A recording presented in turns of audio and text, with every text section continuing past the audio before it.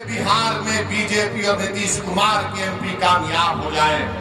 हम तो शुरू से कोशिश कर रहे रोकने की, मगर जो लोग आपका वोट लेकर मोदी के गोद में बैठकर चाय पीती है, कभी आप इनसे भी तो पूछो कि तुमने हमारा वोट लेकर तुमने कैसे बीजेपी को सत्ता दे दी बिहार में। मेरे अजीज दोस्तों और बुजुर्गों, आप देख रहे हैं कि कैसे किस तरीके से कभी हमारी मसाजिद को निशाना बनाया जाता है, कभी शरीयत मदाखलत की बात की जाती है। उत्तराखंड में यूनिफॉर्म सिविल कोड का एक नाम से बिल ला दिया गया, यूनिफॉर्म तो है ही नहीं। अब नहीं मालूम नीतीश कुमार क्या करने वाले हैं।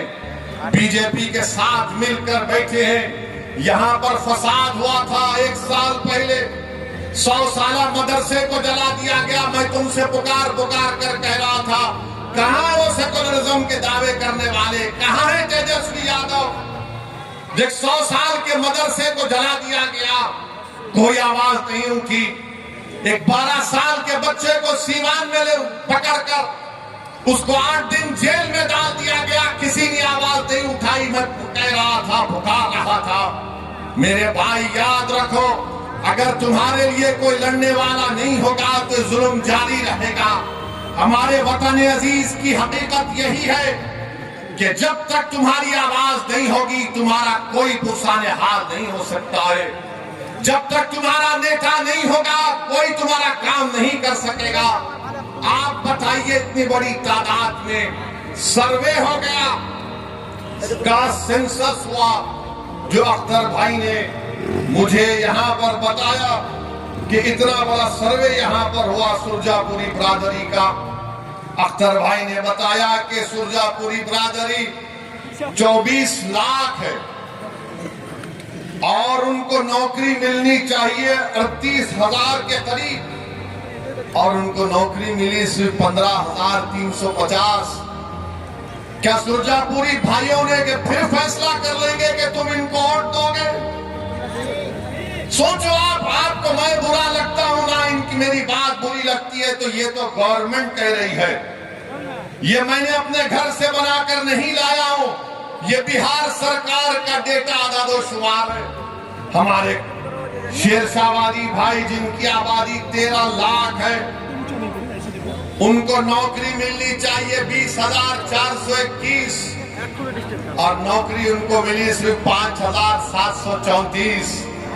मैं हमारे कयूर शेरशाहवादी भाइयों से पूछना चाह रहा हूं, तुम किसको अपना जिम्मेदार खड़ा करते हो? मेरे भाई कुलैया भाइयों की आबादी 12 लाख है, उनको नौकरी मिलनी चाहिए 12,904 और नौकरी मिली 6,750। अब कौन क्या करोगे तुम? ये जो दल्लाल फिरते हैं, हमारी कौम के दल्लाल, अरे दल्लालों, अभी तो अपना मुंह काला करके घर में बैठ जाओ। बरसों से धोखा दिया गया, बरसों से धोखा दिया गया। ये मैं नहीं कह रहा हूं, बिहार सरकार कह रही है। सुरजापुरी बिरादरी को नौकरी नहीं मिलेगी तो सेकुलरिज्म की कामयाबी है। शेरशाहवादी को नौकरी नहीं मिलेगी तो क्या मोदी को रोका जा रहा है? कुलैया बिरादरी को हिस्सा नहीं मिल रहा है मगर तेजस्वी मुख्यमंत्री बनेगा? अरे शर्म करो, अपने बाप का नाम मिट्या मिलीत मत करो। अगर अभी भी तुम्हारे दिलों में जो धोखा देकर चले गए, अगर तुम्हारे दिलों में गीरत बरकरार है तो सोचो कि किससे धोखा हो रहा है। वोट तुम्हारा मगर बात किसी और का हो रहा है। कितना वोट लिया सुरजापुरी भाइयों का, कुलैया भाइयों का, शेरशाहवादी भाइयों का, और क्या मिलता है? कुछ नहीं मिलता, सिर्फ वादे मिलते हैं और चुनाव आएगा तो बोलेंगे सेकुलरिज्म को जिंदा रखो। सेकुलरिज्म को जिंदा रखने का मतलब ये है कि या तो तेजस्वी को मुख्यमंत्री बना दो या नीतीश को बना दो और तुम घर में जाकर रोज अपनी तबाही और बर्बादी के नजारों को देखते रहो। चुनाव आएगा तो बोलेंगे वैसे वोट काटने आया है, इसको वोट मत दो। तो उसका मतलब यह है कि सीमांचल में नाइंसाफी जारी रहे, लाखों एकड़ जमीन पानी के बहाव में कट जाए, किसानों को उनका हक न मिले,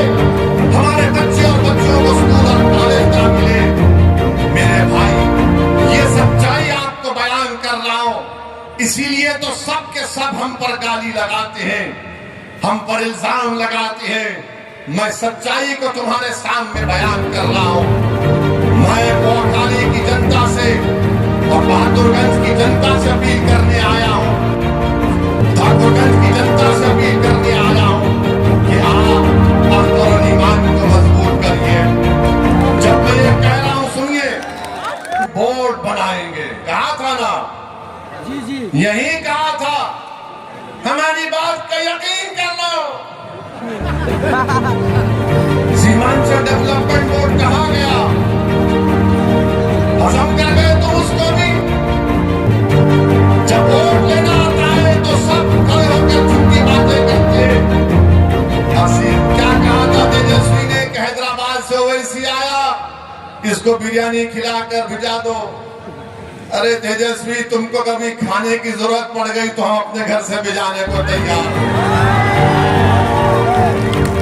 बताओ, मगर तुमने सीमांचल की जनता का खाना छीन लिया, तुमने सीमांचल के गरीबों से इंसाफ नहीं किया।